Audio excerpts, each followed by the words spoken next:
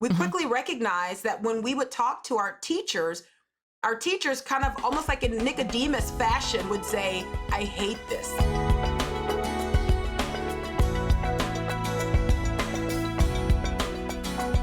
Talk about your decision to homeschool and why you decided to do that years ago. Yeah, homeschooling was not in our blood. Like it was not something that we grew Mine up. either. You know what I mean, right? Like we weren't exposed to that. We didn't really know what that was. Mhm. And unfortunately, I'd have to say that my husband and I very much had this position that I hear coming from a lot of parents. Our kids are going to be missionaries. We, in fact, were missionaries. So we thought, well, we are raising missionary children. And so we thought they will stand. What we very quickly realized, and our two older girls were in public and private school. So we've done both of those. And we have found hands down that discipling them at home has been the best course of action. It has been the best, like for the results that we want to disciple, indoctrinate, train, and equip, and ready our kids to be shot out into the world. Teaching them at home has been the best course of action. The reason we arrived at that is because we recognize that even though we live in a small town, we live in a small community.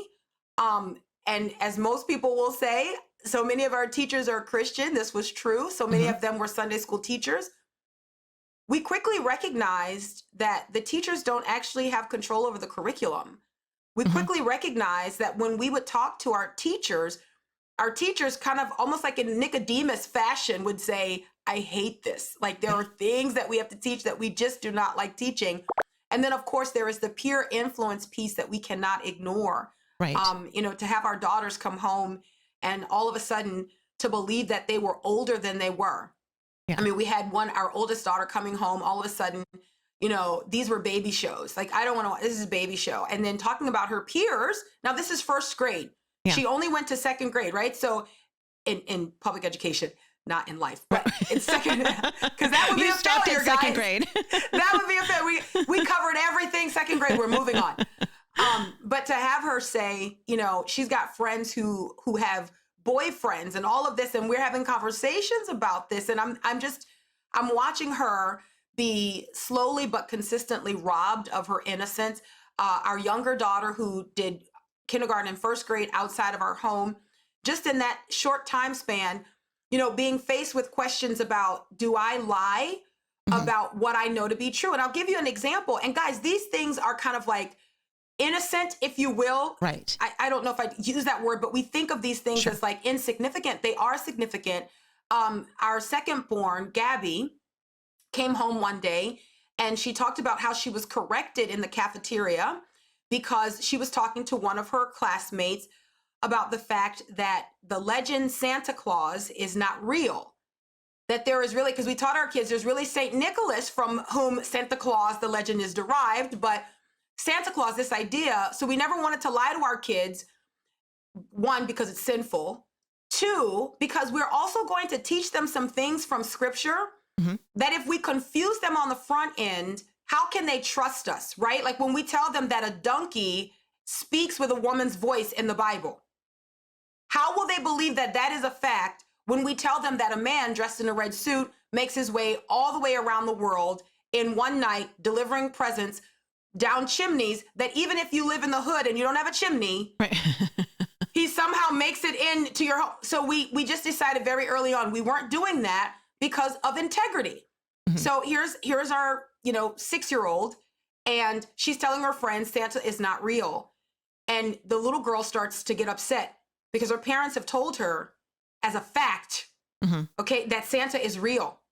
So here is my daughter's Christian teacher telling her, listen, you just need to let her believe. You need to let her believe. And so our daughter came home, Gabby, and she goes, Mom, but it's a lie. It's a lie.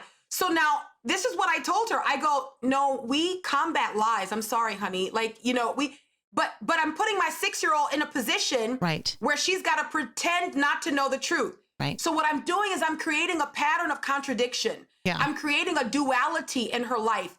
And indeed, this is what we see happening in Christian kids in churches all across this country.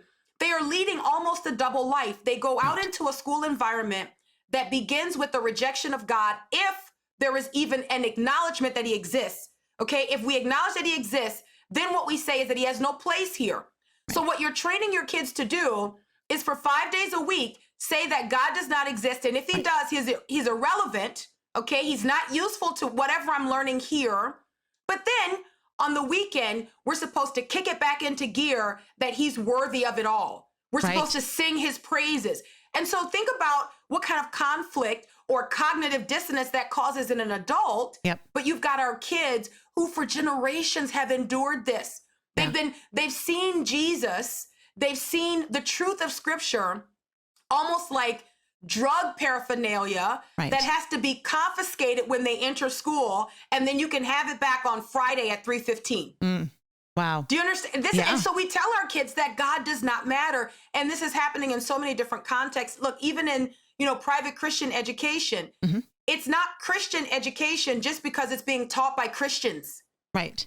Do you know, like it's not. And so I think sometimes we think that if we have our kids in a Christian environment, that they by osmosis will just imbibe that Christianity. But we've got to show that God has an opinion on everything that we're learning. He is the author and the perfecter of our faith, that he is worthy, that we should learn everything that he wants us to know through the lens that he is, that he absolutely is. Homeschool Insights is sponsored by CTC Math. If you're looking for a great online math program, visit ctcmath.com and try it for free.